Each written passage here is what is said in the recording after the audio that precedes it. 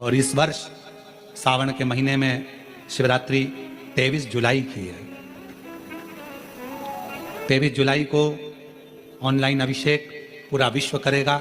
शाम को 7 बजे से 8 बजे तक आप और हम, पूरा विश्व ऑनलाइन अभिषेक को करेगा। 23 जुलाई को अपने अपने घरों में सुंदर पार्थिव शिवलिंग का निर्माण करना। 7 बजे आप और हम टीवी के सामने आस्था चैनल पर होंगे और बाबा का अभिषेक ठाट और बाट के साथ बड़े आनंद के साथ करेंगे। अपने गांव के कोई ब्राह्मण देवता हों, पूज्य संत ब्राह्मण पंडित आदि जो भी हों, उनको आमंत्रित कर लेना। अगर उन आ सकें पूजन अभिषेक कराने तो ठीक है, ना आ सकें तो आप स्वयं ऑनलाइन पूजन चलेगी आस्था चैनल पर 1 घंटे 7 बजे से 8 बजे तक। 23 जुलाई को शिवरात्रि का दिन, सावन की शिवरात्रि, जिसका दुनिया के लोगों को इंतजार रहता है ऑनलाइन पूजन का। पतियों से भी कहना, अपने अपने घर के पति से कहना, जिंदगी पड़ी है कमाने के लिए, पर एक दिन शाम का समय जल्दी ऑफिस से आना, दुकान से आना, 7 बजे दोनों बैठेंगे बच्चों के साथ, परिवार के साथ, खूब प्रेम से बाबा का अभिषेक करेंगे और बाबा का आनंद लेंगे। एक दिन आप और हम सब परिवार बैठकर बाबा का अभिषेक करें। अभिषेक में जो सामग्री चाहिए वो आप लोग लिख लेंगे आस्था चैनल के माध्यम से। 1 लोटा जल, 21 दाने गेहूं के, 5 कमलगट्टे, 108 चावल के दाने, आखे सेगे चावल के दाने, 21 काली मिर्च, 1 चुटकी काली तिल, 1 धतूरा, 7 बेलपत्र, 7 शमी पत्र, 7 लाल फूल गुलाब के हों या अन्य कोई फूल हो लाल, वो मिल जाए, 7 पुष्प सादे कोई से भी, वह भी चलेंगे।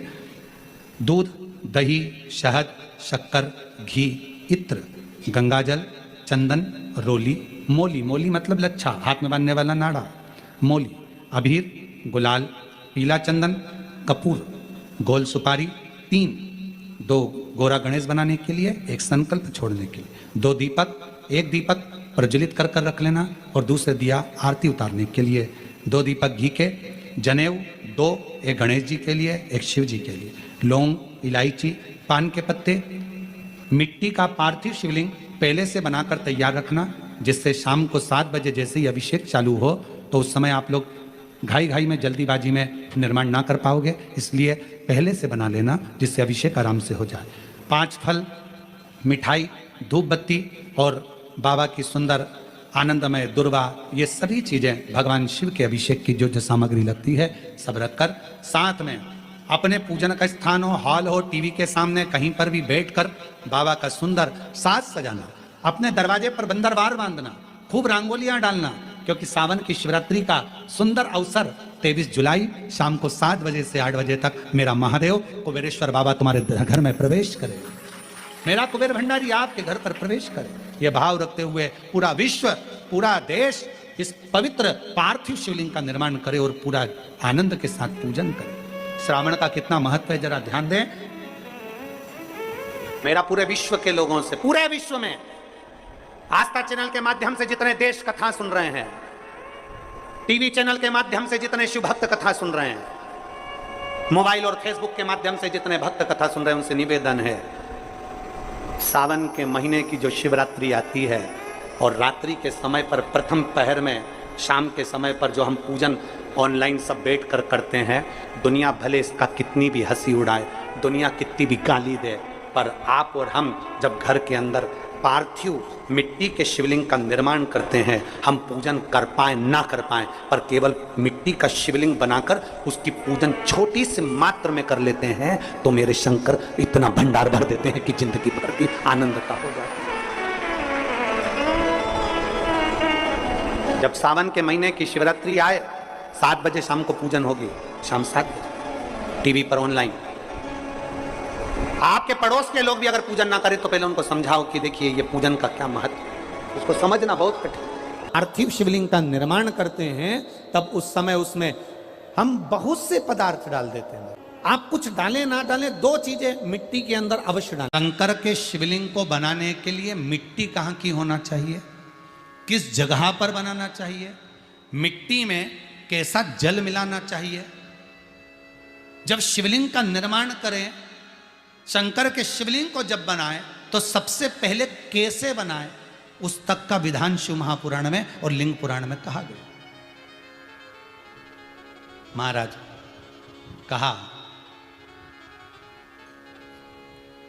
क्यारे की मिट्टी हो, क्यारा मतलब समझिएगा, जिस मिट्टी पर कोई गंदगी ना करी गई हो, ऐसी जगह का कोई भाग मिट्टी का लाया जाए। उसमें शिवलिंग मट्टी का किस तरह से बनाया जाए और कैसी मट्टी हो, और उसमें पानी कैसा मिलाया जाए, कैसा शिवलिंग तैयार करा जाए, उसका विधान तो आज कथा निकली है तो उसको सुन लो।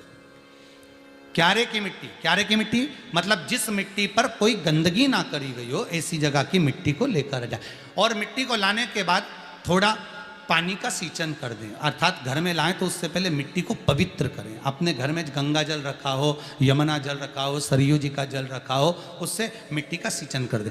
मान लो अगर ये जल नहीं भी है तो जल के अंदर थोड़ा सा इत्र डालकर मिट्टी का सींचन कर। अगर इत्र भी नहीं है तो जल के अंदर थोड़ा सा दूध डालकर मिट्टी का सींचन कर।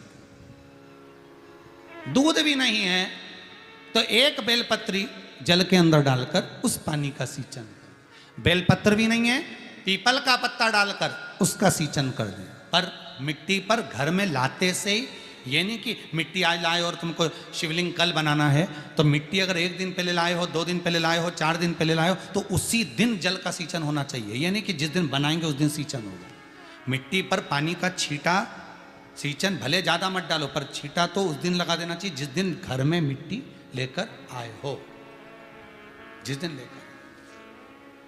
फिर भले तुम शिवलिंग 15 दिन बाद बनाओ, 8 दिन बाद बनाओ, 10 दिन बाद बनाओ, 3 दिन बाद बनाओ, पर उस समय पर मिट्टी का सींचन उस समय हो जाना चाहिए।